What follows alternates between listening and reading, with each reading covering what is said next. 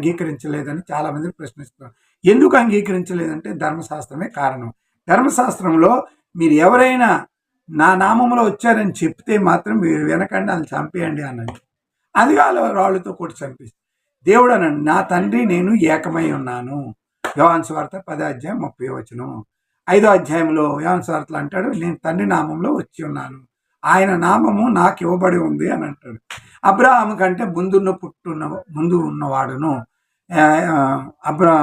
యోహాను సువార్త 8:55 మరి ఇట్లా చెప్పినప్పుడు పాపం క్షమించే అధికారం ఉన్నది అని 2వ అధ్యాయం మార్క్స్ సువార్త 2వ అధ్యాయంలో చెప్తాడు. ఇవన్నీ విని వాళ్ళు పిచ్చిపోయారు. ఈనేటి ఇలా చెప్తున్నాడు, దేవుడికే కదా ఉంటాయి అని పిచ్చిపోయి దైవ దూషణ మీద ఆయనకి వాళ్ళు సిలువకి అప్పగిప్పారు, సిలువేసేశారు. ఇది కారణం.